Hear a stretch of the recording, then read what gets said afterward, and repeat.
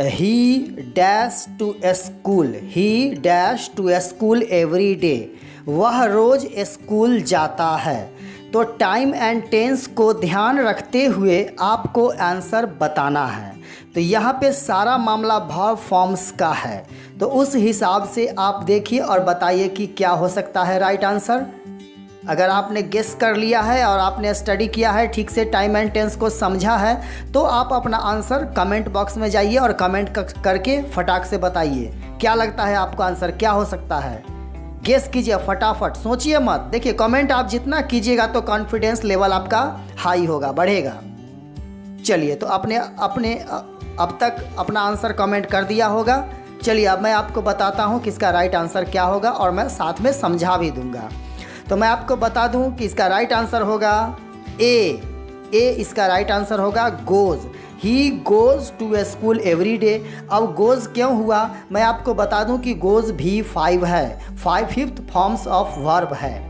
ऐसा इसलिए हुआ जब कभी भी सेंटेंस में एवरी डे, डेली या रोज़ होने वाली घटनाओं का, एक्टिविटी का डिस्कस किया जाए तो उसमें हमेशा V1 या V5 आता है। तो आम तौर से रोज़मर्रा की ज़िंदगी में होने वाली घटनाओं को, एक्टिविटी को अगर दिखाना हो तो उसे सिंपल प्रेजेंट टेंस में लिखते हैं और सिंपल प्रेजेंट टेंस में V1 और V5 का यूज़ होता है। तो सिंगुलर के साथ यहाँ पे V5 का यूज़ होगा, यानी राइट आंसर होगा ए गोज़। तो सेंटेंस बन गया he goes to school every day. Okay, चलते हैं हम लोग अगले क्वेश्चन की ओर। आइस मीन्स क्या होता है, बर्फ। Ice dash with water by heat, यानी हीट टेम्परेचर बढ़ने पर आइस पिघल के वाटर बन जाता है। तो ये एक नेचुरल घटना है। तो कोई भी नेचुरल घटना या स्वभाव के बारे में जब वर्णन किया जाए तो ऐसे में सिंपल प्रेजेंट टेंस का होगा यूज़, और सिंपल प्रेजेंट टेंस में हमेशा V1 और V5 का यूज़ होता है। तो उस हिसाब से आइस सिंगुलर है, मटेरियल नाउन है, मटेरियल नाउन हमेशा सिंगुलर फॉर्म में यूज़ होगा और इसके साथ हमेशा V5 का भी यूज़ होगा। तो ऐसे में यहाँ पे क्या होगा, राइट आंसर होगा B turns. Okay, ice turns with water by heat, right answer हो गया बी टर्न्स। आते हैं अगले क्वेश्चन की ओर। All that dash is not gold, ये तो एक प्रोवर्ब है, कहावत है, जिसका अर्थ होता है कि हर चमकने वाली चीज़ सोना नहीं होती है। तो इसमें तो आपको याद रखना चाहिए कि क्या राइट आंसर होगा। ये कहावत आपने अगर कभी पढ़ा होगा तो आप आसानी से बता सकते हैं। वैसे अब आपको मैं बता दूं कि ऑल दैट यानी हर एक चमकने वाली चीज़, यानी प्रति एक, प्रत्येक में एक, तो ये सिंगुलर को दिखाता है। इस हिसाब से सिंगुलर में V5 का यूज़ होगा। तो राइट आंसर यहाँ पे होगा सी ग्लिटर्स। राइट आंसर होगा C glitters.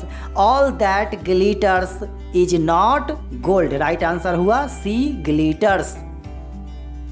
The PM dash Bihar next day, यानी कि प्राइम मिनिस्टर अगले महीने बिहार आएंगे।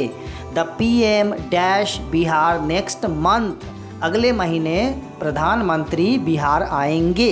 देखिए यहाँ पे जब मैं हिंदी बोल रहा हूँ सेंटेंस में तो गे आ रहा है, इसका मतलब ये नहीं हुआ कि ये फ्यूचर टेंस है। याद रखिए कभी भी सेंटेंस में गा, गे, गी का यूज़ होगा और उसमें निर्धारित समय या अवधि दिया हुआ होगा, तो ऐसे सेंटेंस को जब हम ट्रांसलेशन या इंग्लिश में लिखना होता है तो सिंपल प्रेजेंट टेंस में ही बनाते हैं। और सिंपल प्रेजेंट टेंस में हम क्या यूज़ करते हैं, मैं फिर से वही बात बोलना चाहूँगा, या तो V1 या V5। तो द PM यहाँ पे सिंगुलर है और सिंगुलर के साथ V5 यानी S लगाना पड़ता है वर्ब में। तो राइट आंसर हो गया इसका B विजिट्स। राइट आंसर हो गया the PM visits Bihar next month, right answer B visits. Until means जब तक। Until I dash you will wait for me, जब तक मैं वापस न आऊँ तुम यहीं पे इंतज़ार करोगे, तुम यहीं पे मेरा इंतज़ार करोगे। ये सेंटेंस का मीनिंग हो रहा है और 4 ऑप्शन वर्ब फॉर्म के दिए हुए हैं। आपको क्या लगता है राइट आंसर क्या होगा। तो अंटिल के साथ जो सेंटेंस यूज़ होता है वो सिंपल प्रेजेंट टेंस में होता है। पहले एक बात तो मैं आपको बता दूं, और अभी ये सिंपल प्रेजेंट टेंस से कुछ क्वेश्चंस लगातार अभी आएंगे। तो सिंपल प्रेजेंट टेंस में क्या करते हैं, V1 या V5 का यूज़ हम लोग करते हैं। तो यहाँ पे हमारा सब्जेक्ट आई है, तो आई के साथ तो हमेशा भी वन का यूज़ होता है, जैसे I play, I read, I write, I go, I come, उसी तरह से आई रिटर्न। तो यहाँ पे राइट आंसर होगा A, return. Until I return you will wait for me. Okay, समझ गए? चलिए अगले क्वेश्चन की ओर हम लोग बढ़ते हैं। नाउ अ डेज, नाउ अ डेज के साथ हमेशा प्रेजेंट टेंस होता है। तो अब यहाँ पे सेंटेंस का स्ट्रक्चर देख लेते हैं हम लोग। जैसा कि दिख रहा है सेंटेंस में, now a days I dash writing books, आजकल मैं किताबें लिख रहा हूँ। तो ये सेंटेंस कंटिन्यूअस का है, प्रेजेंट कंटिन्यूअस का है, राइटिंग आईएनजी लगा हुआ है। और कभी भी सेंटेंस में जब हम लोग आईएनजी V4 है, ये V4 का यूज़ करते हैं तो सब्जेक्ट के बाद उसमें इज़, एम, आर, वाज, वर का यूज़ होता है। तो नाउ अ डेज मतलब प्रेजेंट की बात हो रही है, तो इस हिसाब से आई के साथ क्या होगा, एम होगा। सेंटेंस में तो वाज भी हो सकता है, लेकिन नाउ अ डेज से पता चल रहा है कि इसमें प्रेजेंट की बात हो रही है, तो इस हिसाब से इसमें क्या होगा, राइट आंसर होगा A, am. Okay, nowadays I am writing books. Okay, बढ़ते हैं अगले क्वेश्चन की तरफ। The girl dash not come yet, the girl dash not come yet, लड़की अभी तक नहीं आई है। पहले तो समझ लीजिए, जब भी सेंटेंस स्ट्रक्चर हो, आई है, गया है, खाया है, पिया है, यानी या ये ई के बाद है रहे, तो वो सेंटेंस प्रेजेंट परफेक्ट टेंस में होता है। और प्रेजेंट परफेक्ट टेंस में हमेशा हैज, हैव का यूज़ हम लोग करते हैं। तो जाहिर है यहाँ पे हैज या हैव का यूज़ होना है। हैड का भी यूज़ करते हैं, लेकिन हैड कब यूज़ करते हैं, जब सेंटेंस पास्ट फॉर्म में हो। लेकिन यहाँ पे सेंटेंस का मीनिंग क्या निकल के आ रहा है कि लड़की अभी तक नहीं आई है, क्योंकि येट मिस होता है अब तक या अभी तक। तो इस सेंस में राइट आंसर क्या होगा, A, has. The girl has not come yet, right answer हो गया ए, हैज़। अगर आपको किसी भी तरह का कन्फ्यूज़न हो या मेरे समझाए हुए में डाउट हो तो आप कमेंट करके अपना विचार दें, मैं आपको क्लियर कर दूंगा। ओके, अगर आपको मुझसे बात करनी है तो आप अपना नंबर कमेंट बॉक्स में लिखिए, मैं आपको कॉल करके आपके प्रॉब्लम को सॉल्व कर दूंगा। Okay, thank you very much. तो हम लोग आगे बढ़ते हैं अगले क्वेश्चन की तरफ। आई wish I dash the prime minister, I wish I dash the prime minister. ये सेंटेंस थोड़ा गजब का है, इस पे ध्यान देना है। तो सबसे पहले ये सेंटेंस लिखा जा रहा है, इसमें एक डिज़ायर, इच्छा और अनुमान लगाया जा रहा है। यहाँ पे पहले सेंटेंस के शुरुआती में जो है आई विश, इसका मतलब हो जाता है काश, कल्पना किया जा रहा है, इमेजिनेशन है, ये काल्पनिक बातें हैं कि आई wish I dash the prime minister, काश मैं प्रधानमंत्री होता। सचमुच में तो प्रधानमंत्री नहीं है, यह एक कल्पना की जा रही है। तो ऐसे में आप याद रखिए कि सिंगुलर सब्जेक्ट के साथ भी प्लूरल वर्ब का यूज़ होता है, ये बात आप याद रखिएगा। ऐसे नॉर्मली हम लोग आई के साथ वॉज का यूज़ करते हैं, लेकिन यहाँ पे सेंटेंस में ये रूल्स अपोजिट होता है। कभी भी आई विश आई हो तो सेंटेंस में आई के साथ वॉज नहीं, वर लगाना है। तो उस हिसाब से राइट आंसर क्या हो जाएगा, यहाँ पे राइट आंसर होगा C, were. I wish I were the prime minister, right answer हो गया सी। बच्चे कंफ्यूज कर जाते हैं कि आई के साथ तो वॉज होगा। देखिए एम तो यहाँ पे और शैल भी होगा नहीं, क्योंकि ये सेंटेंस में काश की बात की जा रही है, प्रेजेंट की बात नहीं है, काल्पनिक बातें हैं। तो सी होगा राइट आंसर, वर। ओके, याद रखिएगा आई विश आई के साथ उल्टा वर्ब लगता है, तो आई के साथ वॉज नहीं, यहाँ पे वर लगाना है। She talks as if she dash mad, पहले तो यहाँ पे समझ लीजिए शी टॉक्स का मतलब हुआ वह बोलती है या वह बात करती है। एज इफ का हिंदी होता है मानो, मान लीजिए या मानिए। तो शी टॉक्स एज इफ, वह ऐसे बात करती है मानिए जैसे कि वह एक पागल लड़की है, वह इस तरह से बात करती है जैसे कि वह पागल हो। तो यहाँ पे भी जैसे ऊपर के क्वेश्चन, इससे पहले वाले क्वेश्चन में क्या था, आई विश आई के साथ रिवर्स उल्टा वर्ब लग रहा था, तो यहाँ पे भी वैसा ही होगा।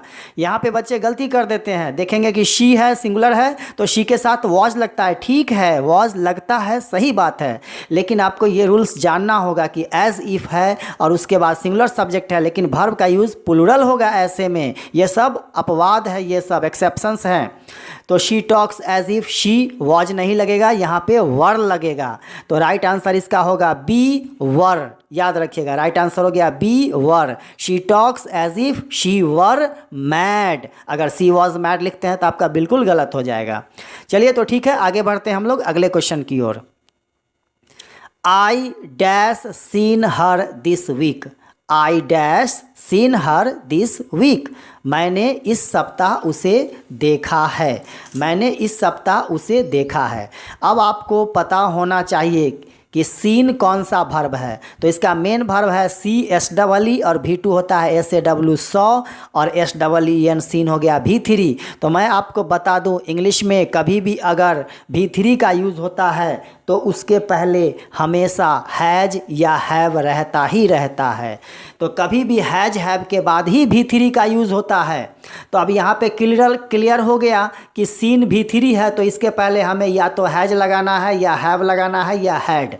तो इस सप्ताह की बात हो रही है, पिछले सप्ताह की बात रहता जैसे कि 1 वीक एगो, पिछले सप्ताह, तब तो हैड लगता, क्लियर है। लेकिन प्रेजेंट में बात हो रही है, ऑप्शन में तो हैज है नहीं, ऐसे भी आई के साथ हैव लगता है। तो क्लियर है कि सीन के पहले हमें सीन V3 है तो इसके पहले हैज या हैव लगाना है। तो ऐसे में राइट आंसर हो गया A have. Okay, right answer हो गया A have.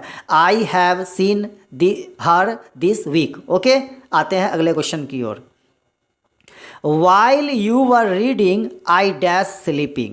While you were reading, I dash sleeping. जब तुम पढ़ रहे थे मैं सो रहा था या सो रही थी। तो ये सेंटेंस जैसा कि आपको दिख रहा है कि ING लगा हुआ है, यानी कि V4 का यूज़ हुआ है। और कभी भी सेंटेंस में अगर V4 का यूज़ होता है तो V4 के पहले इज़ एम वॉज वर का यूज़ होता है। और ये सेंटेंस आपको पता चल रहा है कि वर का यूज़ हो चुका है शुरुआती में, वाइल यू वर, तो इससे ही पता चल रहा है कि ये पास्ट कंटिन्यूअस का है। तो पास्ट कंटिन्यूअस में तो इज़ एम होगा नहीं, यहाँ पे वॉज होगा। तो आई के साथ यहाँ पे हम लोग क्या करेंगे, वॉज का यूज़ करेंगे। तो राइट आंसर हो गया इसका while you were reading I was sleeping। Right option हो गया B was। Okay, if they had studied they dash attend good manners। if they had studied they dash attend good manners। अगर उन लोगों ने अच्छा से स्टडी किया होता तो उनके अंदर अच्छे व्यवहार आते। तो इफ़ कंडीशनल सेंटेंस है ये, तो इफ़ दे हैड के साथ वुड हैव का यूज़ होगा। फर्स्ट टाइम यहाँ पे हैड का यूज हो चुका है, आगे हैव का यूज़ होगा। और इफ़ के साथ अगले पार्ट का जो सेंटेंस का होता है वो प्रेजेंट में ही लिखा जाता है। और वुड ऑलरेडी पास्ट में है तो वुड के साथ हमेशा प्रेजेंट वाले वर्ब को कनेक्ट करते हैं। तो इस हिसाब से इसका राइट आंसर हो गया A would have. Okay, right answer इसका हो गया A would have. If they had studied they would have attend good manners. If he dash come I would have helped him. Okay, अब ये sentence उल्टा हो गया। इसके पहले जो क्वेश्चन हमने दिया था उसका जस्ट वैसा ही सेम टू सेम है। तो इफ़ ही यानी कि वुड हैव ऑलरेडी आगे के सेंटेंस के हिस्सा में आई वुड हैव तो आ गया है। इससे पहले वुड हैव खाली था, वुड हैव हो गया। तो इससे पहले वाले में हमने क्या देखा था कि सब्जेक्ट के बाद हैड का यूज़ हो रहा है। अब यहाँ पे खाली जगह में हैड को गैप कर दिया है और हमसे पूछ रहा है कि क्या होगा। तो हम लोग फंसने वाले हैं नहीं, हम लोग तो दिमाग लगा चुके हैं कि इफ़ ही के साथ पास्ट का यूज़ करेंगे यहाँ पे, क्योंकि वुड हैव पहले यूज हो चुका है। तो इस हिसाब से इसका राइट आंसर होगा B, if he had come I would helped him. तो राइट आंसर इसका क्या हो गया, B. Okay, if she dash she will pass. अगर वह पढ़ती तो वह पास कर जाती। तो इफ़ के साथ यहाँ पे सिंपल प्रेजेंट टेंस का यूज़ होना है और सी के साथ कौन सा वर्ब होगा, V5 होगा। तो इस हिसाब से राइट आंसर इसका क्या हो गया, A reads. If she reads she will pass. Okay, right answer हो गया A reads. I dash return before he comes. उसके आने के पहले मैं वापस आ जाऊंगा। क्या होगा, तो ये आ जाऊंगा फ्यूचर टेंस की इसमें बात हो रही है। सेंटेंस का पहला हिस्सा फ्यूचर टेंस में है। तो आई के साथ वैसे तो विल भी लगा सकते हैं, शैल भी लगा सकते हैं, लेकिन नॉर्मली हमारा इंग्लिश का ग्रामर का रूल्स क्या कहता है कि आई के साथ शैल लगाना है। तो अकॉर्डिंग टू दिस रूल यहाँ पे राइट आंसर होगा B, shall. I shall return before he comes, right answer हो गया B. You will meet me as long as I dash here. अगर देखिए किसी भी क्वेश्चन का आंसर अगर आपको पहले से आ रहा हो और मैं जब समझा रहा हूँ तो इस बीच आप अपना आंसर कमेंट करके बता भी सकते हैं। तो यहाँ पे यू विल मीट मी, अगर तुम मुझसे मिलोगे, एज लॉन्ग एज जितना जल्दी हो सके, आई डैश हेयर, क्या होगा यहाँ पे राइट आंसर? आई के साथ तो भी वन लगेगा यहाँ पे। अगर सेंटेंस का एक हिस्सा फ्यूचर टेंस में है तो दूसरा प्रेजेंट में होगा, याद रखिएगा।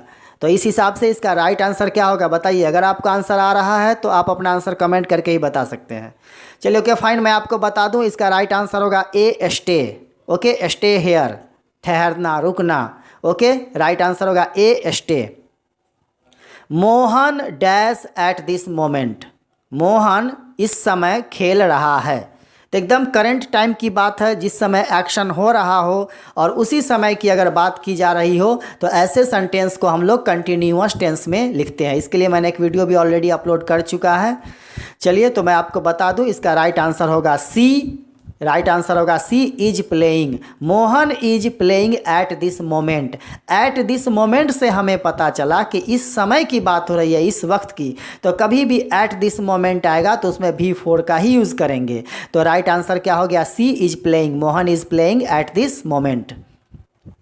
यू यूजुअली, आप जान लीजिए यूजुअली के साथ हमेशा V1 या V5 का ही यूज़ होगा, क्योंकि यूजुअली आमतौर से होने वाली बातों को, एक्टिविटी को दर्शाती है। तो और यूजुअली के साथ कभी भी V1 या V5 का यूज़ करते हैं अकॉर्डिंग टू सब्जेक्ट। तो यू के साथ तो हमेशा V1 लगता है, जाहिर है हम लोग जानते ही हैं, सिंगुलर रहता तो V5 लगाते। तो इस हिसाब से राइट आंसर हो गया इसका ए, कम। ओके, राइट आंसर हो गया ए, कम। यू यूजुअली कम लेट, तुम आमतौर से लेट आते हो। अगर किसी भी क्वेश्चन का आंसर आपको पहले से आए तो आप अपना आंसर कमेंट करके तुरंत बताइए। ओके फाइन, आगे बढ़ते हैं हम लोग। Sohan said to Mohan that he dash come. अब ये सेंटेंस है नरेशन का। ओके, और नरेशन में कभी भी शुरू में, स्टार्टिंग में अगर सैड हो यानी V2 हो तो आगे वाले टेंस को हम लोग बदल देते हैं। टोटल प्रेजेंट टेंस पास्ट में बदल जाता है। तो ही विल होना चाहिए था नॉर्मली सेंटेंस में, लेकिन नरेशन की वजह से विल को पास्ट में बदलेंगे तो वुड हो जाएगा। तो आप गेस कीजिए, गेस क्या कीजिएगा, मैं तो बता ही दिया इसका राइट आंसर। चलिए, राइट आंसर होगा बी, वुड। राइट आंसर होगा B, would. Sohan said to Mohan that he would come. I shall have reached there before he dash. I shall have reached there before he dash. Simple sentence है, इसमें कोई बड़ी बात नहीं है। ही के साथ क्या लगेगा, कौन सा भाव फॉर्म, ये आपको देखना है। I shall have come there before he. तो यहाँ पे ये सेंटेंस शुरुआत वाले सेंटेंस है सो फ्यूचर परफेक्ट टेंस में है, और बाद वाले सेंटेंस को सिंपल पास्ट में लिखना होता है। तो हमें यहाँ पे क्या, कौन सा वर्ब होगा, गेस कीजिए आप। I shall have reach there before he dash, क्या होगा राइट आंसर? चलिए ओके फाइन, मैं आपको बता दूं इसका राइट आंसर होगा बी, केम। राइट आंसर होगा B, came, CAME। Okay, right answer होगा बी, केम। चलिए आगे बढ़ते हैं हम लोग। I dash for Delhi next week. I dash for Delhi next week, मैं अगले सप्ताह दिल्ली के लिए प्रस्थान करूंगा या निकलूंगा। सिंपल सेंटेंस है, तो इसमें निकलूंगा आ रहा है, लेकिन नेक्स्ट वीक, नेक्स्ट वर्ड के साथ कभी भी V1 या V5 का यूज़ होता है। जैसे टुमोरो के साथ, टुमोरो शब्द ऑलरेडी फ्यूचर को दिखाता है, तो टुमोरो के साथ हम लोग इज, MR या प्रेजेंट में यूज़ करते हैं। टुमोरो के साथ शैल विल का यूज़ नहीं करते हैं। उसी तरह नेक्स्ट वीक खुद बता रहा है कि फ्यूचर टेंस में है, तो इसके लिए अलग से हमें शैल विल का यूज़ नहीं करना है, और लेफ्ट तो होगा नहीं। तो आप समझ गए होंगे, गेस कीजिए अपना आंसर, क्या लगता है आपको? चलिए ठीक है, आपने अपना आंसर बता दिया होगा, अब आप मैच कर लीजिए। तो राइट आंसर इसका होगा सी, लीव। लीव मीन्स प्रस्थान कर देना या चल देना। I leave for Delhi next week, right answer हो गया C, leave. He dash reading, he dash reading, अब इसमें वर्ब है, ऐसा ना कि आंख बंद करके ई से एम आर लगा देना है। इसमें किसी के स्वभाव की बात की जा रही है, किसी के नेचर की, तो उस हिसाब से ही के साथ भी 5 लगेगा। राइट आंसर हो गया इसका ए, ही लव्स रीडिंग, उसे पढ़ना अच्छा लगता है। He loves reading, right answer हो गया A, he loves reading. I dash some runs, I dash some runs, मैंने कुछ रन्स लिए। चलिए, तो आपने अपना आंसर गेस कर दिया होगा। चलिए आप मिला लीजिए। इसका राइट आंसर होगा A, get, I get some runs, I get some runs, right answer इसका हो गया A. Virat Kohli dash for India, अब विराट कोहली के स्वभाव की, उसके परमानेंट की बात की जा रही है, और ऐसे सेंटेंस को हम लोग सिंपल प्रेजेंट टेंस में ही एक्सप्लेन करते हैं। और विराट कोहली सिंगुलर फॉर्म में है, तो इसके साथ जाहिर है V5 का यूज़ होगा, यानी वर्ब में एस लगेगा। तो अब तक तो आप समझ गए होंगे कि क्या आंसर होगा। आप अपना आंसर कमेंट करके बताइए अगर आपको आ रहा है तो। चलिए आप मिला लीजिए, मैं आपको बता रहा हूँ। इसका राइट आंसर होगा बी, प्लेज, राइट आंसर होगा B, plays. Virat Kohli plays for India. Stars dash at night, तारे रात में चमकते हैं। अब ये भी नेचर की बात की जा रही है, लेकिन यहाँ पे ध्यान देना है कि स्टार्स प्लूरल है, तो इसके साथ V5 नहीं V1 होगा, यानी भर में एस नहीं लगेगा। भर में हम एस तब लगाते हैं जब हमारा सब्जेक्ट शुरू में सिंगुलर फॉर्म में हो, लेकिन स्टार्स प्लूरल है तो यहाँ पे क्या करेंगे, V1 लगाएंगे। तो राइट आंसर क्या होगा आप समझ गए होंगे। फटाक से कमेंट कीजिए और आंसर बताइए। चलिए ठीक है, आपने आंसर बता दिया होगा। अब मैं आपको बता दूं, इसका राइट आंसर होगा बी, शाइन, राइट आंसर होगा B, shine. Stars shine at night.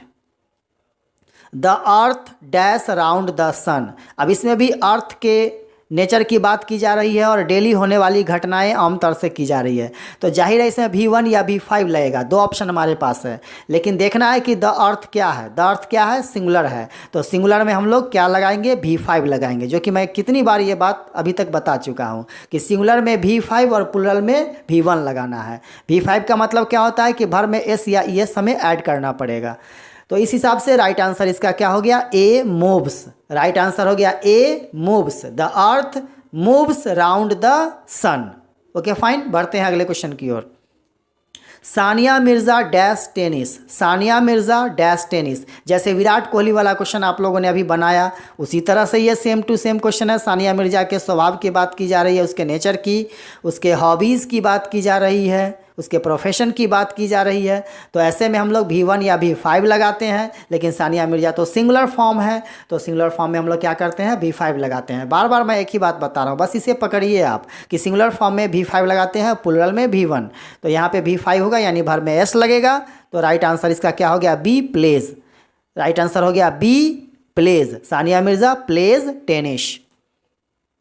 Children dash to school every day, फिर से वर्ड आ गया एवरी डे। एवरी डे से रिलेटेड क्वेश्चन शुरू में ही आया था, तो एवरी डे वर्ड के साथ कभी भी हम लोग क्या करते हैं, V1 या V5 का यूज़ करते हैं। तो तीसरा कोई ऑप्शन ही नहीं है, या तो 1 का यूज़ करेंगे या तो 5 का।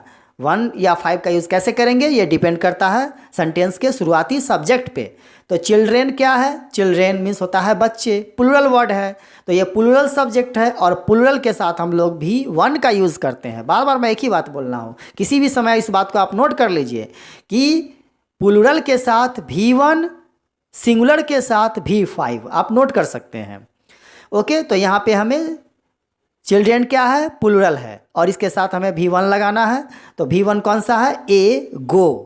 ओके, तो राइट ऑप्शन होगा इसका A, go. Children go to school every day, बच्चे रोज स्कूल जाते हैं। लेकिन यहीं पे अगर चाइल्ड होता तो सिंगुलर होता, ऐसे में हम लोग फिर आंसर क्या बोलते हैं, बी, गोज। लेकिन यहाँ पे चिल्ड्रेन प्लूरल है, तो गो का यूज होगा, ए राइट ऑप्शन होगा। द प्रेसिडेंट टूमोरो, देखिए फिर से टूमोरो आ गया, द प्रेसिडेंट डैश टूमोरो। मैंने बताया था कि टूमोरो, नेक्स्ट, ऐसे वर्ड आएंगे तो सिंपल प्रेजेंट में ही सेंटेंस को बनाएंगे, और ऐसे में हम लोग या तो 1 का यूज़ करेंगे या V5 का यूज़ करेंगे। तो V1 या V5 का यूज़ डिपेंड करता है सब्जेक्ट पे कि सब्जेक्ट हमारा सिंगुलर है या प्लूरल। तो फिर से सब्जेक्ट द प्रेसिडेंट, राष्ट्रपति क्या है, सिंगुलर है, तो सिंगुलर में हम लोग क्या करते हैं, V5 का यूज़ करते हैं। बार बार एक ही बात आ रहा है, इसको किसी भी समय आप नोट कर लीजिए कि सिंगुलर में V5, प्लूरल में V1, एकदम नोट कर लीजिए। और टुमारो, नेक्स्ट, फ्यूचर बताने वाले वर्ड के साथ कभी भी V1 या V5 का ही यूज़ कर सकते हैं। उसमें शैल विल लगाएंगे नहीं, लगेगा कि शैल विल होगा, लेकिन जैसे ही आप शैल विल लगाएंगे आपका सेंटेंस गलत हो जाएगा। तो इसका राइट आंसर क्या होगा बताइए, क्या लगता है आपको? अपना आंसर कमेंट कीजिए। ओके फाइन, आपने बता दिया होगा। अब मैं आपको बता दूं, इसका राइट आंसर होगा ए, अराइव्स। एस लग जाएगा V5 क्योंकि द प्रेसिडेंट सिंगुलर है तो V5 का यूज़ होगा। राइट आंसर होगा A, the president arrives tomorrow. He is dash today, he is dash today. अब इज के साथ क्या होगा, मैं अभी थोड़ी देर पहले ही बताया हूँ कि कभी भी सेंटेंस में, मैंने ये बात बताया था कि कभी भी सेंटेंस में अगर आईएनजी का यूज़ होगा तो उसके पहले इज, एम, आर, वाज, वर का यूज़ करते हैं। तो इसमें तो ऑलरेडी इज का इस्तेमाल कर दिया ये, तो अब हमें समझते देर नहीं लगना चाहिए कि जब ये इज़ का यूज़ कर दिया तो हमारे पास एक ही भाव फॉर्म बचता है जो है आईएनजी वाला, मतलब V4। तो आप तो क्लू समझ ही गए होंगे कि राइट आंसर इसका क्या होगा। तो इसका राइट आंसर होगा B, coming. He is coming today, वह आज आ रहा है। ही इज़ कमिंग टुडे, वह आज आ रहा है। समझ गए? देखो बच्चों, ये 30 क्वेश्चंस बहुत ही इंपॉर्टेंट थे, तो आपने इसके आंसर पे फोकस मत करो। जब मैं आंसर बताते समय इसके रूल्स को एक्सप्लेन कर रहा था उस पे फोकस करो। हो सके तो कॉपी पेन लेकर बैठो और रूल्स को नोट करो। हर क्वेश्चन के रेफरेंस में मैंने जो रूल्स बताया है और बोला है उसे नोट करो। ओके, तो समझ में आएगा। ये 30 क्वेश्चन के रूल्स अगर समझ गए तो ये 30 से आप 300 क्वेश्चंस समझ में आ जाएंगे, आपको 3000 भी आ सकते हैं। रूल्स इंपॉर्टेंट है। ग्रामर की जो रूल्स एक बार आप समझ गए आप तो बहुत सारे क्वेश्चन बना सकते हैं, लेकिन सिर्फ इस 30 क्वेश्चन को अगर आप रट्टा मारेंगे और याद करेंगे और रिवीजन करेंगे तो यही 30 समझ आएगा। फिर 31वां क्वेश्चन आप नहीं समझ पाएंगे, यही 30 आएगा। तो अगर आप चाहते हैं कि इस 30 क्वेश्चन को तब्दील करें, बदल दें हम 3000 क्वेश्चन में, तो इसके रूल्स को समझिए। वीडियो बताते समय जब मैं रूल्स का जिक्र कर रहा था तो उसे नोट कर लीजिए, कॉपी में नोट बनाइए, मेक ए नोट, और उसको रिवीजन कीजिए। फिर दोबारा से इस वीडियो को देखिए और मेरे आंसर बताने से पहले आप आंसर बताइए। बहुत बच्चे सोचते हैं क्या कमेंट करूं, इजी है, या कमेंट करूंगा मेरा आंसर गलत होगा। कोई प्रॉब्लम नहीं है, आपका आंसर गलत हो कोई दिक्कत नहीं है।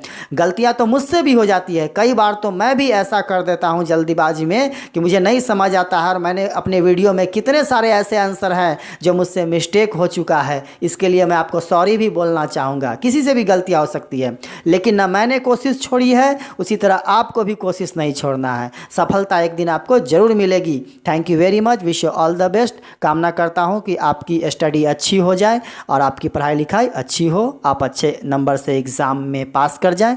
Wish you all the best.